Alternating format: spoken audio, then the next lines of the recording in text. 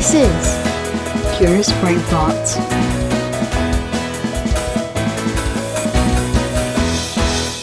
Welcome to Curious Brain Farts.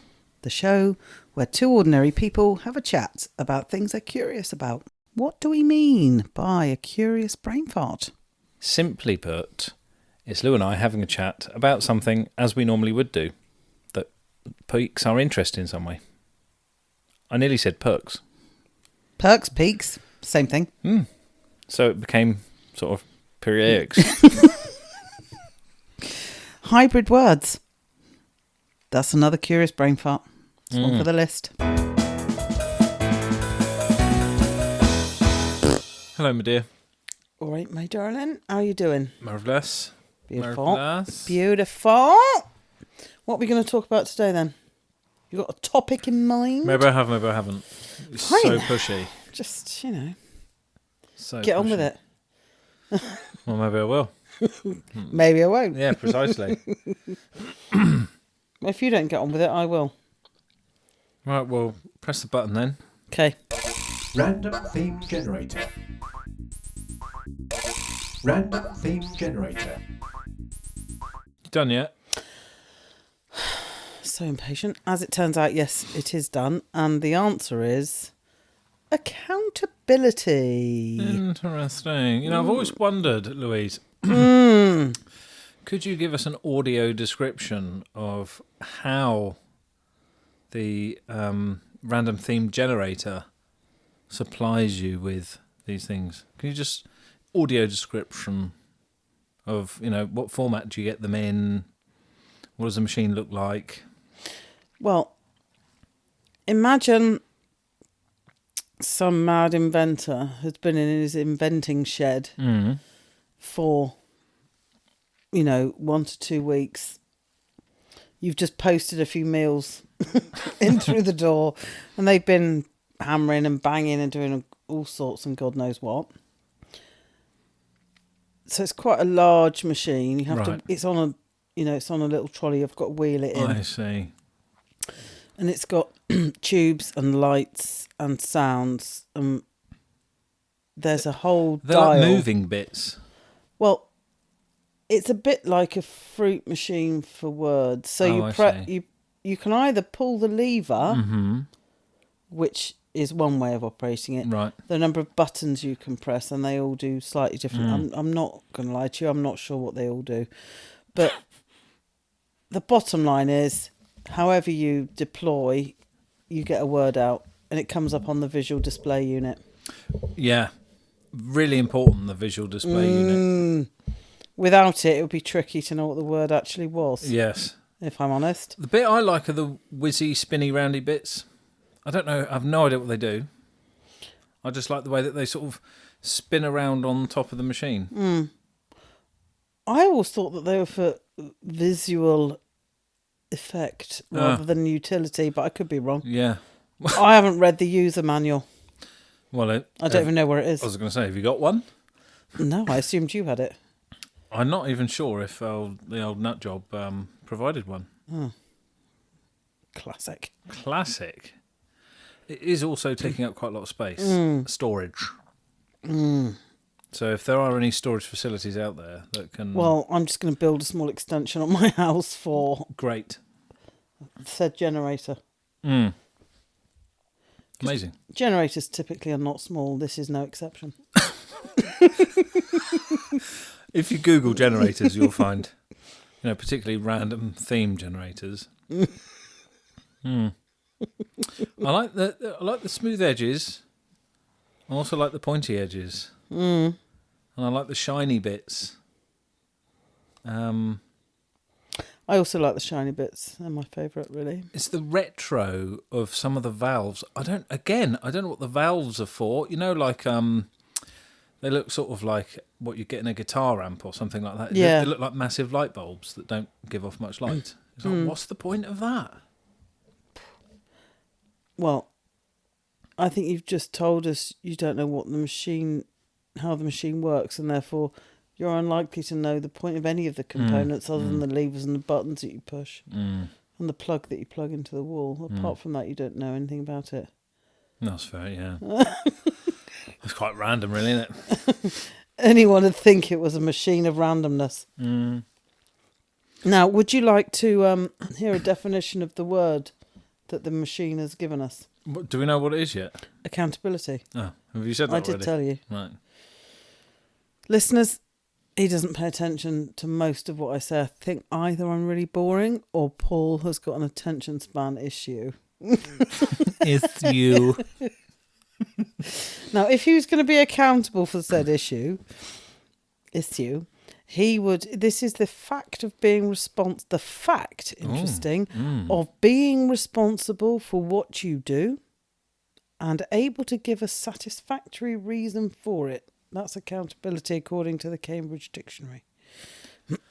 Or the degree to which this happens. So, being responsible for what you do and giving a satisfactory reason for it, or the degree to which you can do that. And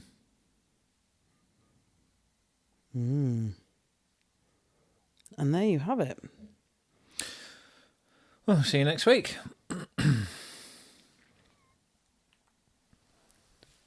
So, accountability, I think that's a real buzzword at the minute. You know, you have to be accountable for yourself. And, and I actually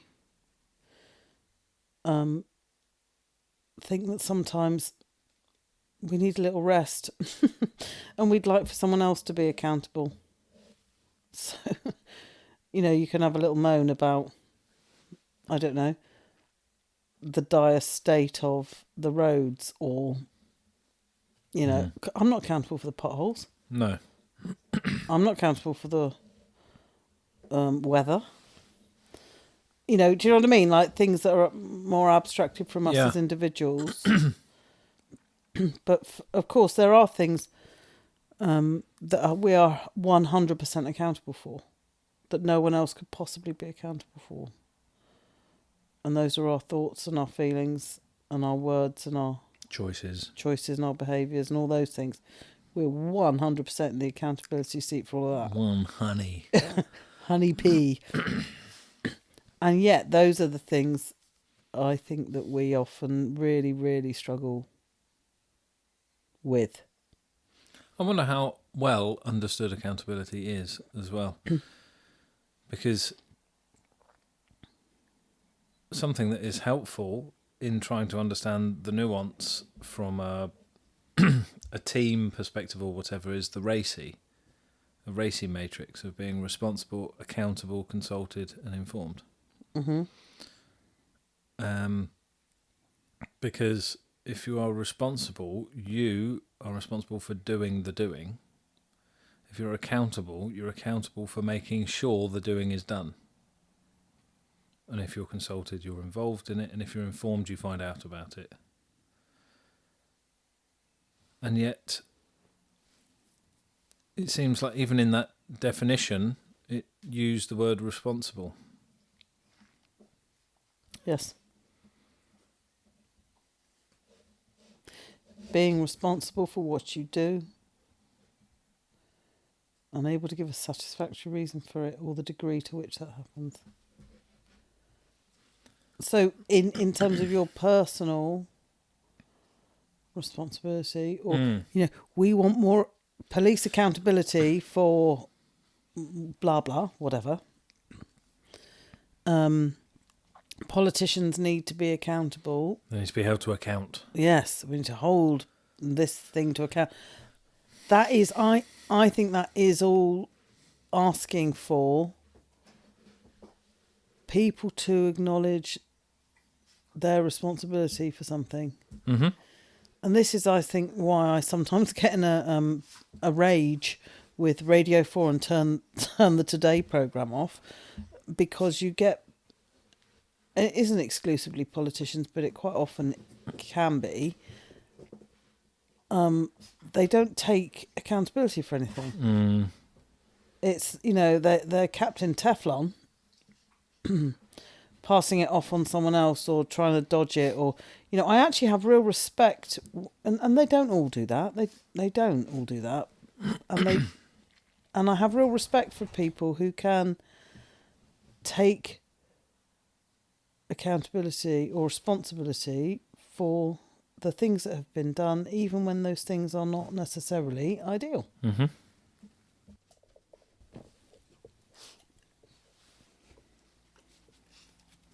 Yeah. So if we maybe try and tackle this in a couple of different ways, there's the personal accountability and then like a collective accountability. Because personal accountability being answering for, justifying or whatever for the decisions that you've made. You need to be accountable. You know, I went out and got hammered and have a really bad hangover. I need to be accountable for that because I've made decisions that have made that happen. Mm-hmm. I need to be accountable for the state of my fitness or my health or my work or my relationships or whatever, because I have made decisions that have a part to play in that. And the definition, it's fascinating because the definition says it's not just acknowledging what's happened, it's also the reasons for it. So the accountability has got two parts, the decisions and choices that I've made and the reasons why those things have happened. And I think that the second part, the reasons part, is quite often the missing bit. So I take full accountability for the fact that I went out and got bladdered and now I have a hangover. The end. What I'm less keen to do is delve into why I keep doing that. I mean, I don't BT dubs, dear listeners. However, today's a dry day. We all do things that don't necessarily on the surface look like they're serving us very well. And I can go, no, I did eat too much chocolate. That's absolutely true. I take full accountability. Well, you don't take full accountability if you're not delving into why you did it. No. And I think that's so. I think we do a lot of surface accountability, tokenistic almost accountability at all sorts of levels. Individually or collectively. Because we're not necessarily leaning hard enough into why we're doing it. I agree. I'm just trying to think of a number of different sort of scenarios and examples. The classic in work, when you're doing something as a team and then, right, we need to do a post-mortem on that. We need to figure out what went wrong. And that sort of very often goes as far as identifying the areas of accountability. You said you do this thing by this time and you didn't do it. So, why didn't you do that? Oh, well, because I had lots of other and then all the excuses start to come out. It's not really understanding the depth of the why. So we're okay at a certain level. Yeah. And then with the personal accountability, the deeper work is harder. It's harder because you have to keep digging. You have to keep going past, okay, well, yeah, hold on, I'd had a bad week, so I went out and got hammered, and fine, I got a hangover, and I had a bad week. Okay. And how about going a little bit further than that? Why is it that doing that is the thing? Yes. And not going, I don't know, to some sort of crazy rage fitness class or, I don't know, whatever, doing something else, cooking yourself something really nice that you feel good about, that's healthy. It's asking those more difficult questions that takes the effort. Yeah, and it's a lot easier to say, I had a bad week because X, Y, and Z person was a bit of a shitbag to me, or... By the way, she said... so we don't have to put the E tag on it. She said ship. Yes, I did. Or that was very frustrating when person ABC did that to me, that's shifting the accountability onto somebody else. So you're saying, I am a mere helpless responder to this catalyst from this other person. Well, that's not that's kind of faux accountability, isn't it? Because if we accept that we're in full control of our thoughts and our feelings and our choices and our beliefs, then we're in full control of our reactions as well. Mm-hmm. Our action and inaction. Yeah. Isn't it funny? Responsibility. When you break... So, actually, yeah, you always have the ability to respond. That is 100% you. So, and we want to squirm off that hook, especially if we've done something like we've gone out and got bladdered because we want to just take a break from feeling those horrible feelings of frustration, or we want to... It's really triggered this thing in us that we feel we're not good enough, or whatever it is. It's likely to go quite deep, and it's likely to be something we're trying to escape from, which is why we went out and got bladdered in the first place. And, with accountability,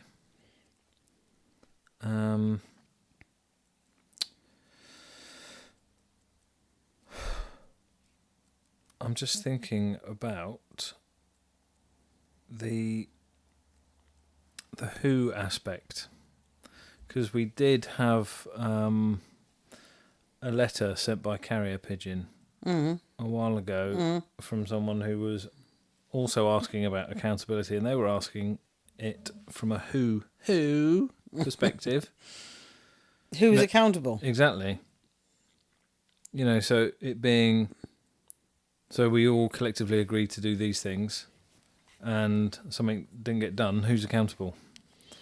Who likes to put their hand up to go, I tell you what, I'll be accountable for that. I think that's not accountability, is it? That's blame. I'm just saying, if you think about even at the start of something, before you've reached the outcome, whatever the outcome is, who would like to take accountability for this new initiative, this task, this whatever? Ooh, I'm quite busy already, actually. Maybe we can get away with doing it with no one being accountable. Let's say we're all accountable. And then that dilutes things. So there's pros and cons. Yes. And how well does that connect to personal accountability? If I've said I'm going to do something. Yeah. And I think that the lack of accountability, however it shows up, if you say to me, I'm going to do X, Y, and Z, and then you don't do it,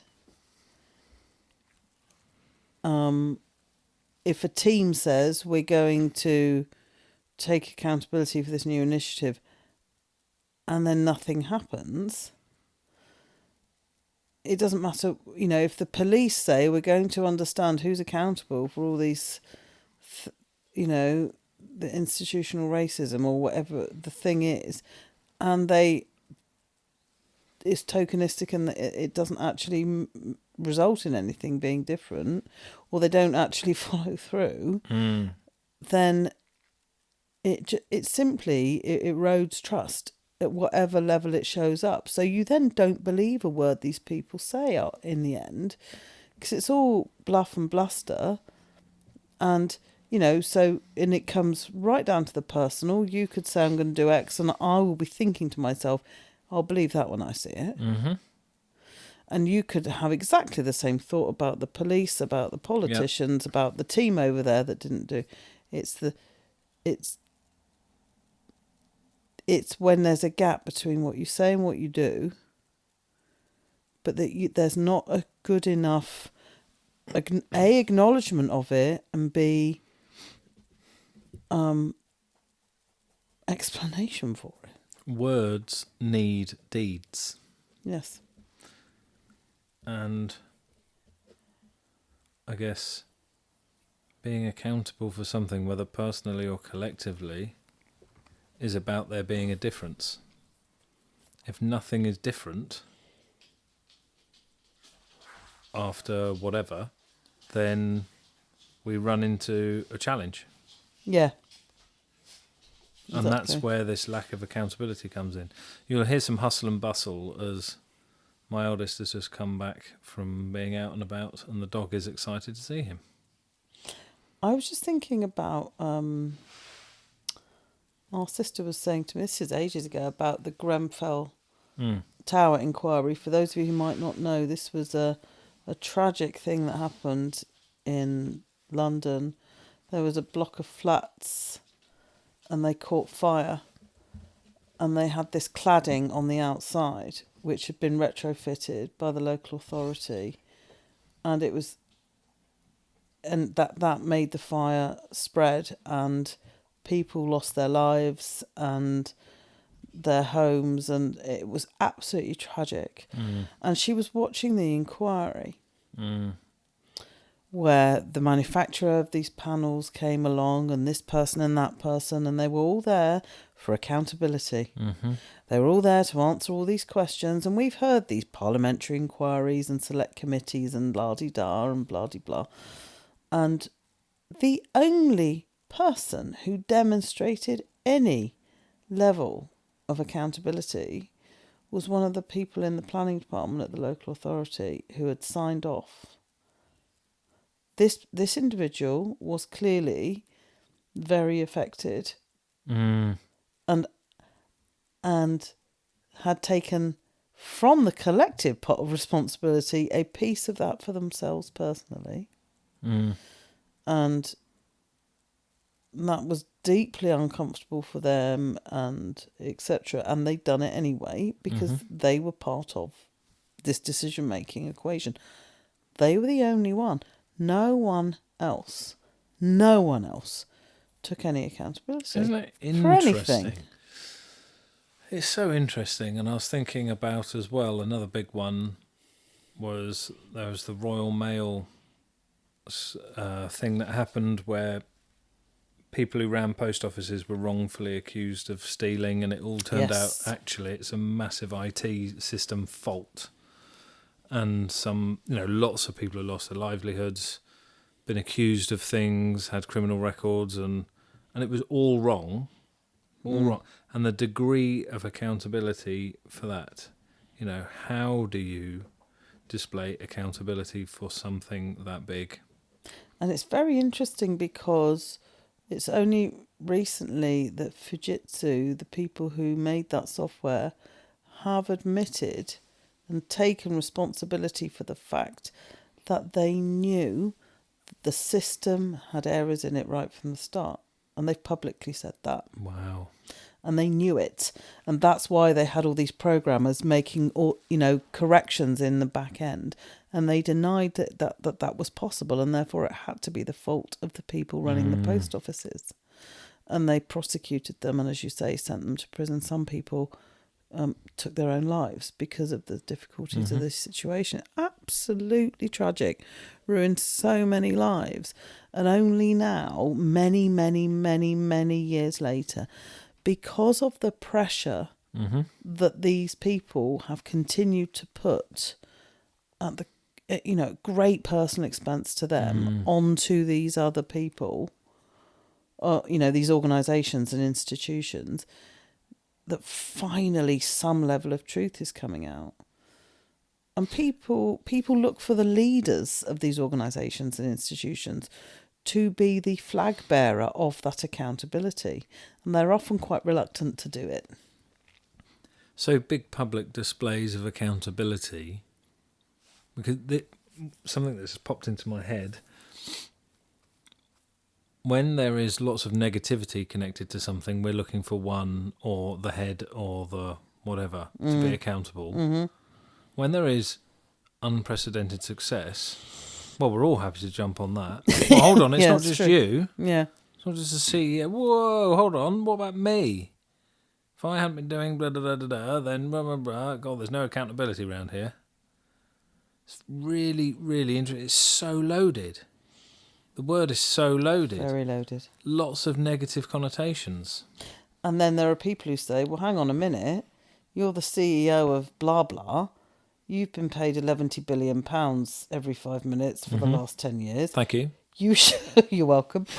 And that means part of that contract, that implicit contract, I'm not talking about your terms and conditions of employment, I'm saying the value contract, the value exchanges that you will take accountability. You will fall on your metaphorical sword, should that be required. That's one of the reasons we're happy for you to be paid so much money, is that you will be personally accountable. The buck stops with you. Not us. Exactly. So, and then you think about, I am accountable for my own success. I'm accountable for this. And if you're hugely successful in whatever way that means, then you can sort of overinflate yourself and go, well, because I'm accountable for my success, there's obviously nothing else going on, it's all me. Then you can think you're an absolute legend. And then if you're falling on rock bottom, well, I'm accountable for my success and I'm really struggling. I find it's just the whole thing is so loaded. I think that you are accountable for your own success, and so am I, and so are we all. And so it depends, A, like you say, how you define success. But B, I think it's really fine for you to say, and I'm an absolute legend. And you're not, by doing that, you're not negating the fact that you've had some luck. A fair wind has filled your sails, and you, of course, work with incredible people. And, you're not saying it's all down to me. However, you are the architect of your own life and therefore your own success. And if you're not, and again, success is a very loaded word, like accountability. But if you're thriving, great. If you feel that you're not, then also great, because that you've also created that for yourself. Yeah, the other thing I was just thinking about is, so why is accountability so difficult or such a grey area, or, there's no, it's complicated. And one of the things that popped into my head was excuses. Oh, yes, well, if it wasn't for so-and-so, then I wouldn't. So, again, that dilution of the accountability. It's very, very difficult to be fully accountable, isn't it? Because what that means is there ain't nowhere to hide. Nope. No one... We're not blaming anyone, including ourselves, although I do think accountability and blame are sometimes synonymous, frankly, which is why they're so loaded. The difference is, for me personally, accountability says, this thing happened, I went out and got bladdered and this is why. Blame is when you apply shame, judgment and other negative things to the accountability. So it's accountability plus shame and judgment equals blame. Yes. And so I think we often smush those all together and call it accountability. Yeah. It's not. No, it's all over the place. Accountability is challenging simply because there's nowhere to go. It's all you. And that's challenging. Yeah. So even in some of those other complex examples that were brought up, there is no single point of accountability. there is lots of compounding effect of layered accountability. Yeah. There is no one person you could point to and go, this whole nightmare, whichever scenario, it doesn't matter, don't want to go into it again, this is solely your fault. No. Actually, there's layers and layers of accountability that have... And so sometimes... I'm just trying to think of really good examples that aren't punitive or negative or whatever. Good examples of accountability. Because we talked about a couple of big high-profile ones. There's lots of other ones that are punitive related. What's some really positive, accountability is sick? It's difficult, I think, to find a really big, significant one in the public arena, in that collective space, because I do think it's far more about finding someone to pin the blame on, frankly, than it is anything else. And we do psychologically need people to blame. It's your fault. And I think that's... So I think that's a lot of what that collective stuff is about. I think, but then if you take it down to the individual, I see it in beautiful ways all the time when I'm coaching people, actually. People beautifully able, even though it's challenging, to take full accountability for their behaviour and the reasons why they're choosing that for themselves. And it's deep stuff, and it's hard, and it takes time, but it's like a muscle. The more you do it, the more you're able to do it. Yeah. So we're not able to think of any big public displays of positive accountability, and there are lots and lots and lots of examples and little wins of individual personal accountability, and maybe even for smaller groups that's more possible as well. And if you think that any group is made up of these same individuals who are demonstrating beautiful account, I take huge hope from that. Yeah. Well, you're accountable for what you've just said, by the way. Right back at you. Yeah, and we're both accountable for having reached the end of this episode in full dual accountability. Right. Fine. And it's your fault. And it's super positive, the growth. And why is that? Because we've come to the end. Indeed. And we've run out of tape. The end. Literally, we're about to run out of... Lou, just before we go, I know we've already said bye. However, coming back again, hello.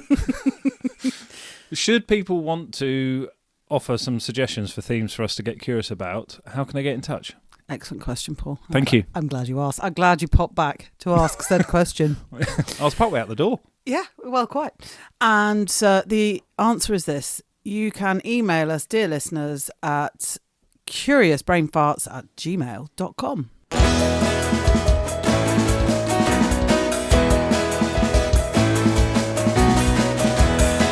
Curious Brain Thoughts.